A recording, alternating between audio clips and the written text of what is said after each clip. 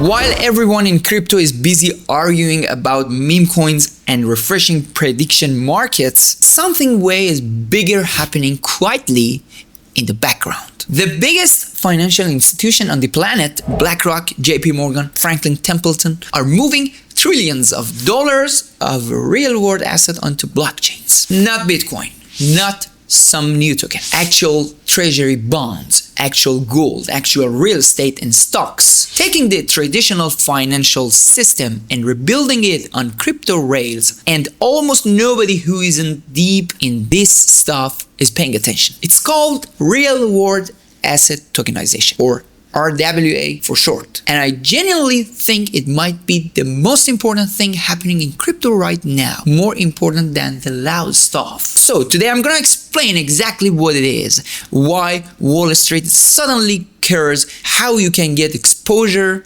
and what the risks actually are. Let's define it simply. RWA tokenization means taking a traditional asset that exists in the real world and creating a digital token on a blockchain that represents ownership of it. So instead of owning a treasury bond through some brokerage with paperwork and settlement delays and banking hours, you own a token. That token represents the bond. And because it lives on a blockchain, it can move 24/7, settle in seconds, be split into tiny fractions, and plug directly into the rest of the crypto ecosystem. Think about what that unlocks. A treasury bond that normally needs a minimum investment and a brokerage account becomes something you can own a few dollars of. Real estate that's normally liquid and takes months to sell becomes something you can trade instantly. Gold that sits in a vault becomes a token you can send anywhere on earth in seconds. That's the pitch. Take the value and the stability of traditional assets and give them the speed, this accessibility, and the programmability of crypto. Best of both worlds, at least in theory. Now, people have been talking about tokenization for years. So, why is it actually happening now in 2026? A few reasons all hit at once. First, the numbers are no longer small. The tokenized RWA market, not counting stablecoins, crossed $32 billion in 2026.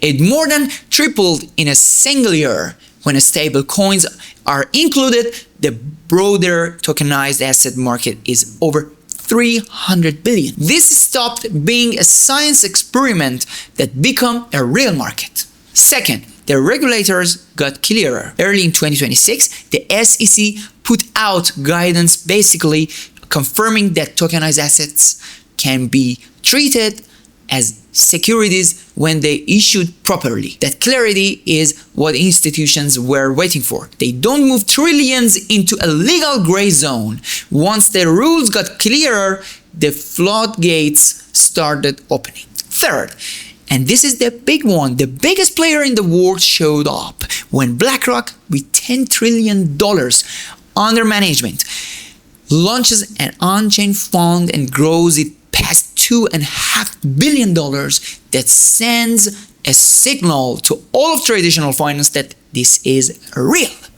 Nobody wants to be the last bank to figure it out. If you only remember one part of this video, make it this. The killer app of RWA in 2026 is tokenized US Treasuries, and the logic behind it is so clean it's almost impossible to argue with. Here's the situation. There are billions and billions of dollars of stablecoins sitting around in crypto, in DeFi protocols, in trading accounts, on exchanges. And those stablecoins earn you nothing, zero yield. They just sit here being worth $1. Now, what if instead of holding $1 that earns nothing, you could hold a token that represents a US Treasury bond, earning 3, 3.5% a year while still being instantly liquid and transferable on-chain. Exactly like a stablecoin. Why would you ever choose the zero yield version? You wouldn't. That's the whole thing. The switch is just financially obvious. And that's why tokenized treasuries make up something like 45% of the entire RWA market. It's the single biggest category, and it's growing because the math just makes sense. Major DeFi protocols are now holding tokenized treasuries as their core reserves instead of dead stablecoins. This is what a real narrative looks like. By the way, remember last week and the week before I kept saying their strong narratives are the ones where the math work on its own? This is the textbook example. Nobody needs to hype tokenized treasuries. The yield speaks for itself. Treasuries are the biggest, but they are far from the only thing. Let me run through what else is moving on-chain. Gold. Tokenized gold is the second biggest category. Tokens that each represent real physical gold sitting in a vault. You get exposure to gold's price without dealing with a storage or physical delivery, and you can trade it instantly anytime. Stocks.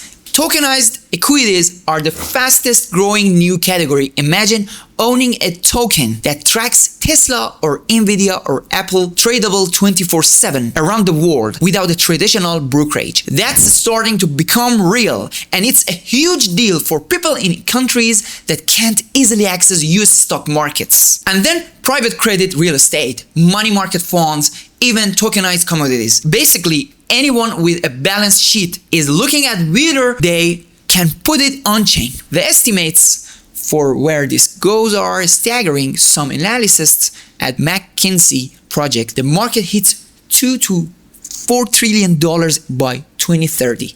Others go even higher. We are at 32 billion now.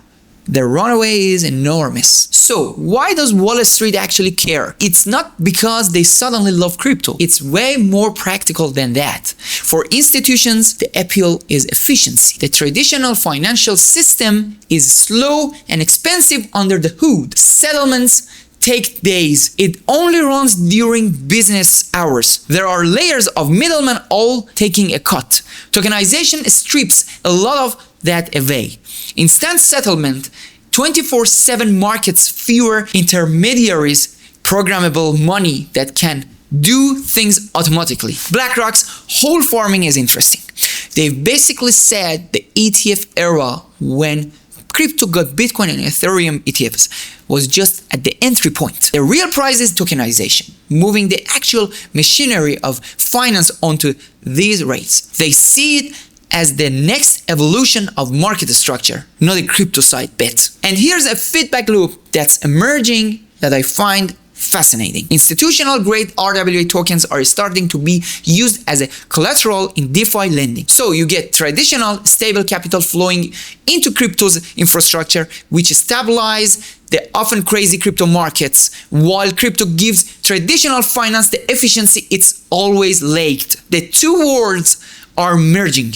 That's the real story of 2026 if you zoom all the way out. Okay, practical question. You are not BlackRock. Normal person get exposure to this. Two main ways. And I want to be careful here because this is where people make mistakes. Way one, the infrastructure tokens. There are projects building the rails for RWA companies that issue tokenized assets and run the platforms. Their tokens have generally outperformed the broader DeFi market in 2026 because investors are betting on the sector's growth. This is the higher risk, higher reward way. You are betting on the picks and shovels of the RWA boom. And like any narrative bet, you have to be careful, do real research, and size it like a satellite position, not your whole portfolio. Way two, the actual tokenized assets themselves. Holding tokenized treasuries to earn yield. For example, the catch here is that a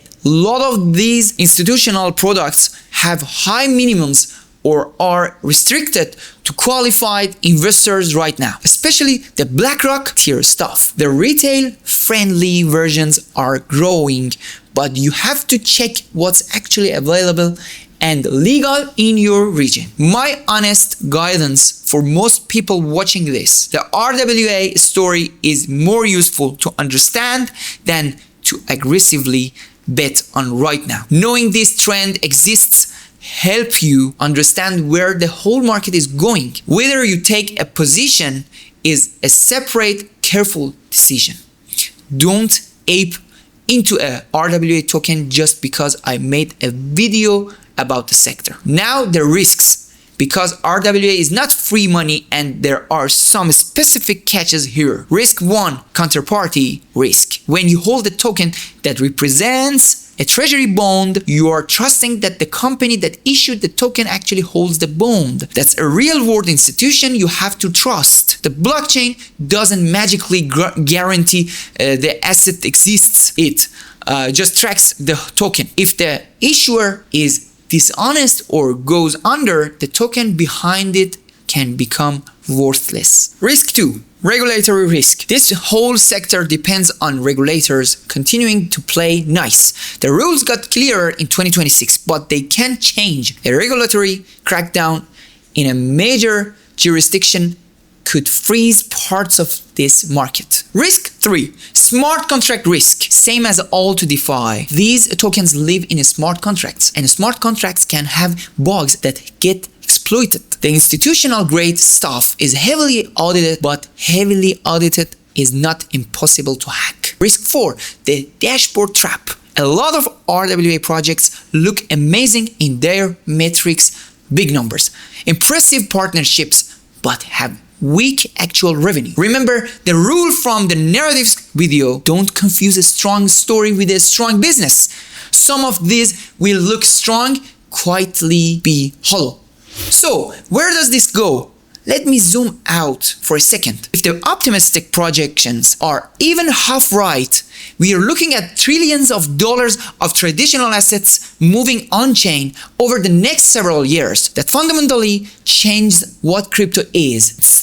It stops being this separate speculative casino off to the side of the real economy and starts becoming the actual plumbing of the real economy. And for regular people, the long-term promise is real. Access to assets you couldn't reach before. Fractional ownership of things that used to require being wealthy. Markets that never close. Your savings earning yield while staying liquid. That's a genuinely better financial system if it gets built right. The honest notice, if it gets built right, is doing a lot of works in that sentence.